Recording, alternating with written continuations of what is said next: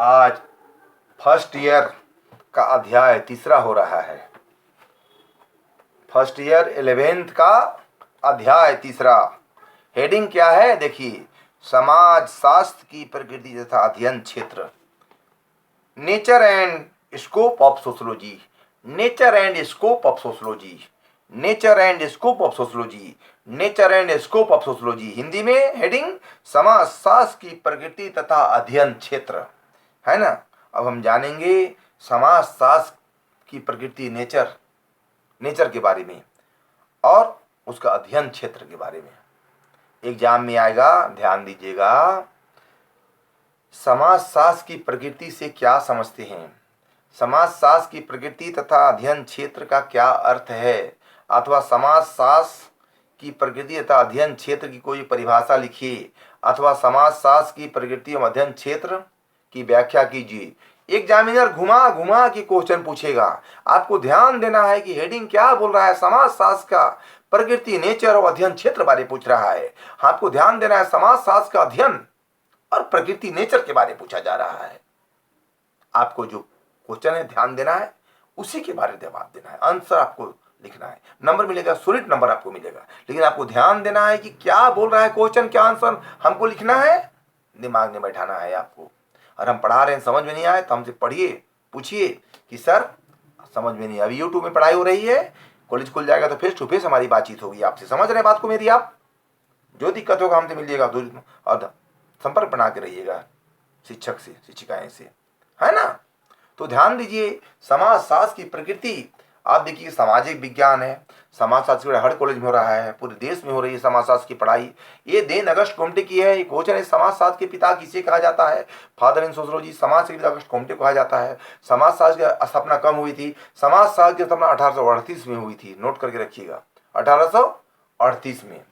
सारा श्रेय अगस्त कोम्टे को माना जाता है समाज शास्त्र का, समाज शास्त्र के बारे में, है ना। तो कुछ भूमिका इसका सीखिए, है ना। आगे पढ़ाई तो बहुत आगे बढ़ जाएगा, है ना। तो समाज शास्त्र की नेचर के बारे में, समाज शास्त्र की नेचर, प्रकृति क्या है और अध्ययन क्षेत्र क्या है, इसका क्षेत्र क्या है, स्कोप इसका, नेचर, स्कोप,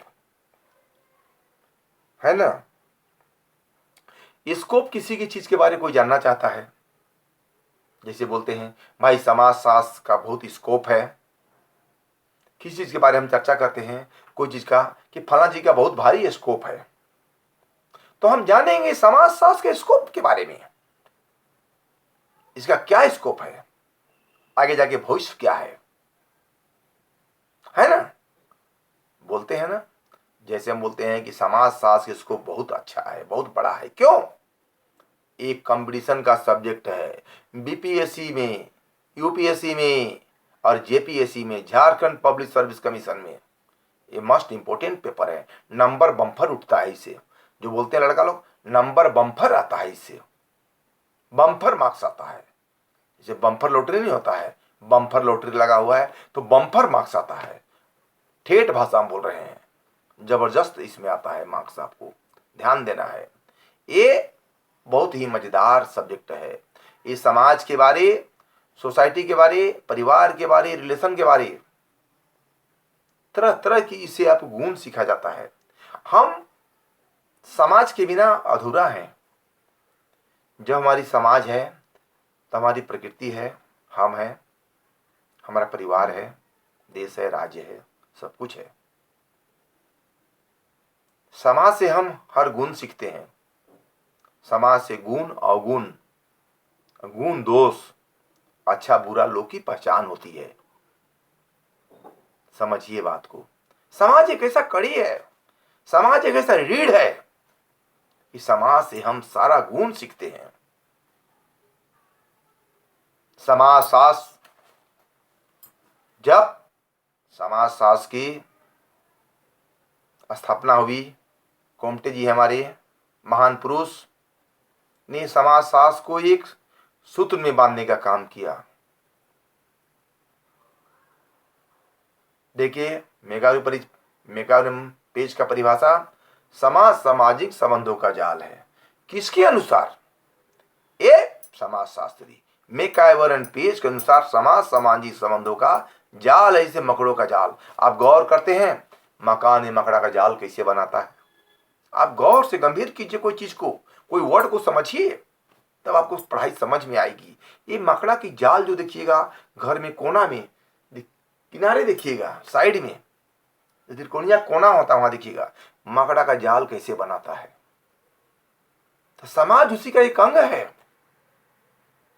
देखते हैं जब मनुष्य, जब आदमी, लोगों की भीड़ इकट्ठा हो जाती है, तो मैकाइवर एंड पेज का कहना है कि समाज के मनुष्य, सोसाइटी, मैकाइवर एंड पेज के अनुसार समाज सामाजिक संबंध मतलब सामाजिक रिलेशनशिप का एक जाल है। क्या है? एक जाल। जो मछली मारता है जाल में, वही जाल है। जब हम तालाब में जाल फेंकते हैं तो सारा मछली इकट्ठा हो जाती है। इसी प्रकार ये मकड़ों का जाल है। देखिए दीवार में किसी जाल बनाता है, आप समझिए सर क्या बोल रहे हैं। तो क्या है? ये एक जाल के समान है ना। आपको ध्यान देना है ना। आपको ध्यान देना है। एक नया विज्ञान होने के कारण समाजशास्त्र, सोशियोलॉजी की प्रकृति तथा अध्ययन क्षेत्र के बारे में अनेक मतभेद है। अनेक समाजशास्त्री इसमें मतभेद करते हैं। खने कुछ व्यक्ति यह समझते हैं कि समाजशास्त्र में समाज के सभी पक्षों का अध्ययन होने के कारण यह दूसरे सामाजिक विज्ञान का मिश्रण है ना। तो कुछ का विचार है कि सामाजिक जीवन से संबंधित प्रत्येक पक्ष का अध्ययन करना समाजशास्त्र का कार्य है, जबकि कुछ यहाँ तक समझ लेने की भूल कर बैठते हैं कि समाजशास्त्र केवल विवाह और परिवार का अध्ययन होने के कारण एक मनोरंजक विषय है। इसी तरह कोई भी व्यक्ति जो सामाजिक जीवन के बारे में थोड़ी सी भी ज्ञान रखता है उसे प्राय समाजशास्त्री समझा जाने लगता है। समाजशास्त्री समझा जाने लगता है। वास्तविकता यह है कि एक विज्ञान के रूप में प्रकृति विषय का अपना एक विशेष दृष्टिकोण होता है ना, तथा इसी के आधार पर उसका एक अलग अध्ययन क्षेत्र होता है। इसी के आधार पर क्या होता है? एक अलग अध्ययन क्षेत्र होता है। एक नए विज्ञान के रूप में समाजशास्त्र के साथ कठिनाई यह रही है कि इनके संस्थापक विद्वानों ने ही एक दूसरे के अलग दृष्टिकोणों के आधार पर समाजशास्त्र को विकसित करने का प्रयास किया है, डेवलपमेंट करने का प्रयास किया है, अध्ययन करके विकास के रास्ते में लाने का प्रयास किया है, कोशिश किया है। आज इस समस्या का एक बड़ी सीमा तक समाधान हो चुका है, लेकिन एक विज्ञान के रूप में समाजशास्त्र को प्रकृति को समझने के लिए यह जरूरी है कि सबसे पहले हम वह जान ले कि समाजशास्त्र का सामाजिक अर्थ क्या है। What is sociology? सामाजिक शास्त्र का अर्थ क्या है? इसमें जिन विषय का अध्ययन किया जाता है उस प्रकार समाजशास्त्र की प्रकृति वैज्ञानिक है। उस प्रकार समाजशास्त्र क्या है? वैज्ञानिक है, विज्ञान है, एक साइंस है। बात समझ रहे हैं? इस प्रकार हम कह सकते हैं कि समाजशास्त्र की प्रकृति तथा अध्ययन क्षेत्र, nature and scope of sociology, एक विज्ञान के रूप में अग्रसित होकर उभर चुका है। एक साइंस के रूप में क्या किया है? उभर चुका है ना। समाज एक ऐसा रीढ़ है, एक स्तंभ है कि समाज से हम सारे गुण और अवगुण को ग्रहण करते हैं और अवगुण को निकाल देते हैं। गुण को ग्रहण करना चाहिए और अवगुण को निकाल देना चाहिए। गुण को रखिए, दोष को बाहर निकाल दीजिए। जैसे नींबू को निचोड़ के पीते हैं, नींबू का रस को हम पीते हैं और नींबू को फेंक देते हैं। इसी प्रकार गंदगी को दूर कीजिए और समाज में अच्छे लोगों का प्रवेश कीजिए, शिक्षा दीजिए, एडुकेटेड कीजिए। समाजशास्त्र की प्रति अध्ययन क्षेत्र आज शुरुआत किए हैं, अध्याय 3। बस आज इतना ही।